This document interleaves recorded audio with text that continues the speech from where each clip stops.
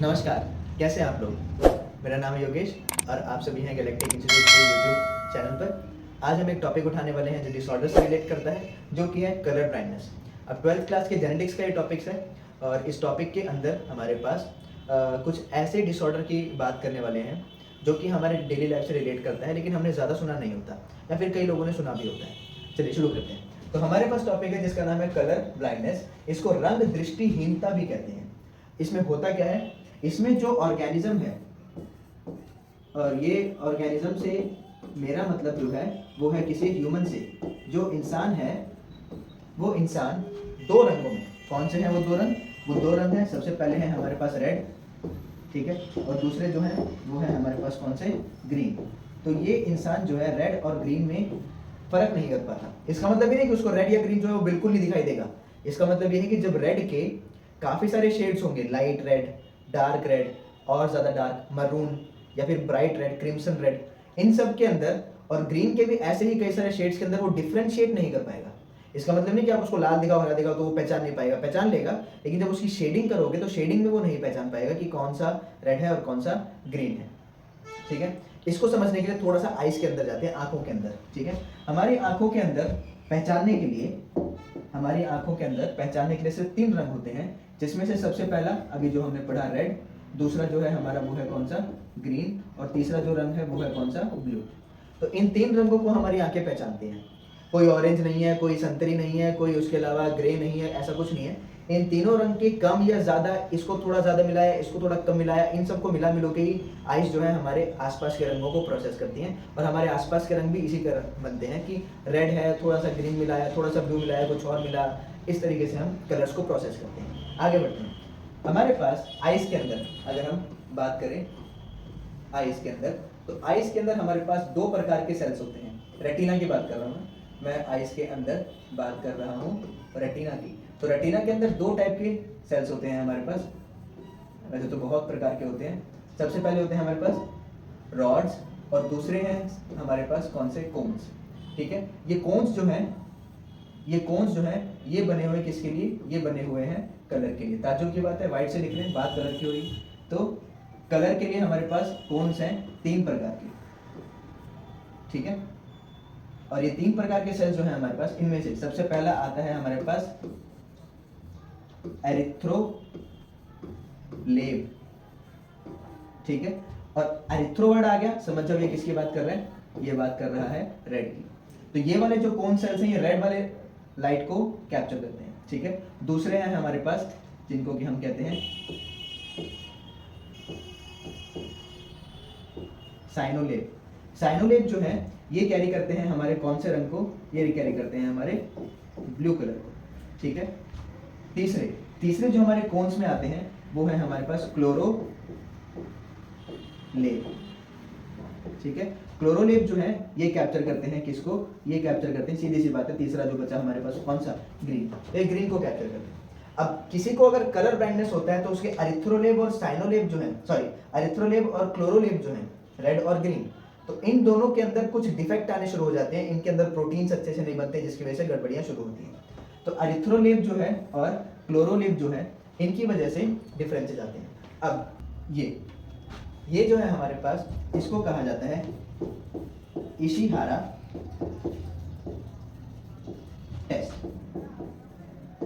Ishihara test जो है, इसका यूज होता है कलर ब्लाइंडनेस को पता करने के लिए कि क्या आप कलर ब्लाइंड हैं या नहीं।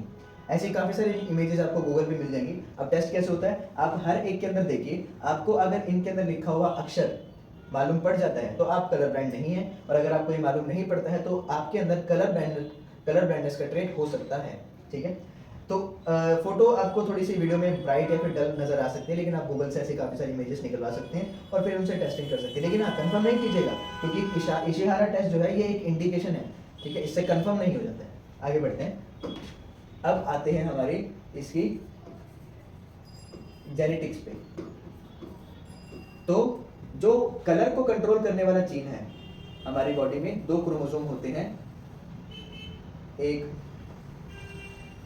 टोटल 46 होते हैं। एक क्रोमोसोम है हमारे पास X, एक क्रोमोसोम है हमारे पास Y। ठीक है, तो जो कलर ब्लाइंडनेस का जीन है, जो कलर ब्लाइंडनेस का जीन है, ये जीन प्रेजेंट होता है एक्स क्रोमोसोम के ऊपर, यहाँ मान लेते हैं। तो यहाँ एक्स क्रोमोसोम के ऊपर कलर ब्लाइंडनेस का जीन प्रेजेंट होता है। अगर ये जीन है, ठीक है, मतलब कि कलर को डिटेक्ट करने वाला, तो कलर को डिटेक्ट करने वाला जीन यहाँ है, ठीक है, लेकिन अगर ये नहीं हुआ तो फिर उसको हो जाएगा कलर ब्लाइंडनेस। तो मतलब ये एक्स की वजह से हो रहा है, एक्स क्रोमोसोम की वजह से हो रहा है। इसी वजह से कलर ब्लाइंडनेस की कैटेगरी जो बनती है वो बनती है एक्स लिंक्ड। और एक टर्म आपके सामने लिख रहा हूँ जिसका नाम है रिसेसिव। रिसेसिव का मतलब है कि ये बीमारी बहुत ज़्यादा फेमस नहीं है, मतलब कि ये बहुत बड़ी पॉपुलेशन में नहीं होने वाली, ये कुछ ही लोगों को होती है। समझते हैं कैसे? मान लीजिए कि अगर आपके पास एक एक्स क्रोमोसोम है और दूसरा भी एक्स क्रोमोसोम है, तो ये हुई एक नॉर्मल, हम सब जानते हैं फीमेल बनेगी। अगर एक एक्स क्रोमोसोम के ऊपर कलर ब्लाइंडनेस का जीन आ गया, XCB, लेकिन दूसरा एक्स क्रोमोसोम अभी भी ठीक है, तो ये इसको कोई लक्षण नहीं होंगे, इसको कलर ब्लाइंडनेस नहीं है, क्योंकि बीमारी जो है वो हमारी रिसेसिव है। तो एक एक्स के ऊपर कलर ब्लाइंडनेस का जीन है, लेकिन दूसरा एक्स नॉर्मल है, तो ये इसके ऊपर अपना असर दिखा के, ये वाला एक्स इसके ऊपर अपना असर दिखा के इस फीमेल को अभी भी कैसा रखेगा? नॉर्मल रखेगा। ये फीमेल को अभी भी बीमारी नहीं होगी, लेकिन ये फीमेल अपनी आगे आने वाले जनरेशन में इसको पहुंचा सकती है। इसी वजह से हम इसको क्या कहते हैं? इसको हम कहते हैं कैरियर फीमेल, ठीक है। तो इनको बीमारी कब होगी? जब दोनों एक्स के ऊपर कलर ब्लाइंडनेस का जीन पहुंच जाए, XCB, क्योंकि अब दूसरे को बचाने वाला कोई नहीं है। अब ये जो फीमेल होगी इसको हम बोलेंगे अफेक्टेड फीमेल। लेकिन लड़कों का क्या है? लड़कों का भाई सीधा सा हिसाब है, अगर एक एक्स और एक वाई क्रोमोसोम होगा तो इसको तो कुछ नहीं हुआ है, ये हुआ हमारे पास नॉर्मल मेल, ठीक है। लेकिन थोड़ी सी दुनिया भी हमसे रूठी रहती है और थोड़ी हमारी किस्मत भी खराब है कि अगर एक एक्स के ऊपर भी कलर ब्लाइंडनेस का जीन आ गया, जैसे इसके केस में तो कैरियर बनता था, उसको नहीं होता था कोई डिसऑर्डर, लेकिन अगर मेल्स में एक एक्स के ऊपर भी कलर ब्लाइंडनेस का जीन आ गया तो वाई वाला जो है वो एक्स के ऊपर डोमिनेट नहीं हो सकता। इसी वजह से इस मेल को अब ना चाहते हुए भी अफेक्टेड की कैटेगरी में रखना होगा, क्योंकि इसको कलर ब्लाइंडनेस हो जाएगी। तो फीमेल्स में नॉर्मल होने के 2 चांस है, अफेक्टेड का 1 है, लेकिन मेल्स में अफेक्टेड होने के आधे। तो इसका हम कह सकते हैं कि जो मेल्स हैं वो ज्यादा अफेक्टेड है एज कंपेयर टू फीमेल, क्योंकि उनके पास तो कैरियर बनने का भी चांस है। तो इसकी एक males are more affected than females. ये लिखने में शायद कोई गलती नहीं है, क्योंकि मेल्स जो है वो ज्यादा अफेक्ट होंगे फीमेल से। उठाते हैं, मान लीजिए आपको एक क्रॉस डिजाइन करना है, आपको एक क्रॉस डिजाइन करना है जिसके अंदर है एक कैरियर फीमेल और इधर सामने है एक नॉर्मल मेल, ठीक है। अब फीमेल अगर कैरियर हो तो उसका जीनोटाइप क्या होगा? XCBX, ठीक है। तो इसका जीनोटाइप हुआ XCBX और नॉर्मल मेल का जीनोटाइप हुआ X और Y, ठीक है। इधर से गैमेटोजेनेसिस होगा तो इधर बन सकता है XCB और इससे बन सकता है X क्रोमोसोम, इधर से बन सकता है X क्रोमोसोम और यहाँ से बन सकता है Y क्रोमोसोम।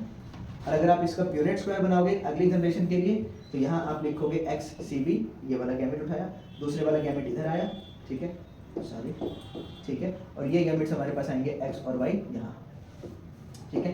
तो पहला इसमें जीनोटाइप बनेगा यहाँ XCB और इधर से आया कौन? X। अब देखो एक X के ऊपर कलर ब्लाइंडनेस है लेकिन दूसरा वाला मौजूद है, तो मतलब ये फीमेल हो गई आपकी क्या? कैरियर फीमेल, ठीक है।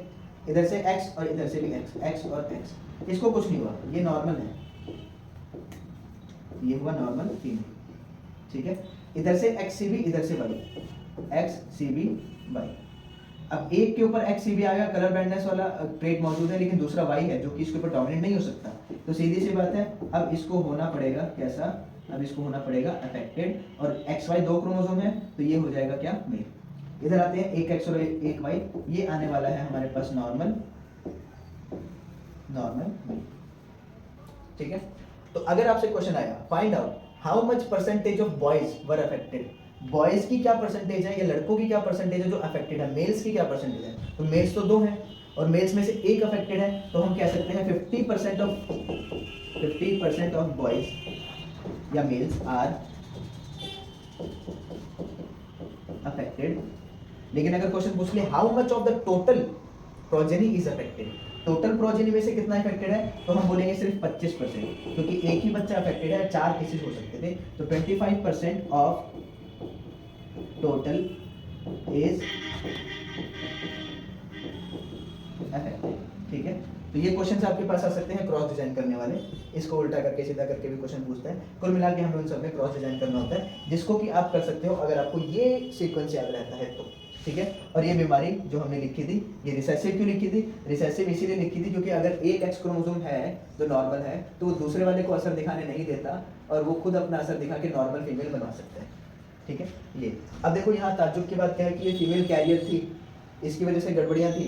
मेल तो बेचारा नॉर्मल था, मेल तो बेचारा नॉर्मल था, लेकिन स्टिल इसके मेल चाइल्ड में बीमारी हो भी गई, और फीमेल चाइल्ड अभी भी कैरियर ही है, तो मतलब फीमेल से ज्यादा बीमारी जो है ये असर कर रही है किसको, मेल्स को। ठीक है, तो आपको इस कंसेप्ट के अंदर होमवर्क रहेगा आपका कि आपको एक क्रॉस डिजाइन करना है, जिसमें आपके सामने होगी एक अफेक्टेड फीमेल, और सामने से आपको क्रॉस डिजाइन करवाना है एक नॉर्मल मेल के साथ। आपको और क्लियर होगा कि ये बीमारी कैसे जेंडर्स में भेदभाव कर रही है। तो जो जेंडर्स में भेदभाव करे, ऐसी बीमारियां जो कि जेंडर्स में भेदभाव करें, ऐसी बीमारियों की कैटेगरी बनती है सेक्स लिंक्ड डिसऑर्डर्स। ठीक है, तो कलर ब्लाइंडनेस जो है वो जेंडर में भेदभाव करती है, इसी वजह से इस कैटेगरी के अंदर हम उसको रख सकते हैं। ठीक है, तो ये होमवर्क रहा आपको ये क्रॉस डिजाइन करना पड़ेगा, और इसको आप सॉल्व करके मुझे ये बता सकते हैं कि कितने बॉयज अफेक्टेड है, कितनी गर्ल्स अफेक्टेड है, टोटल पॉपुलेशन आता है।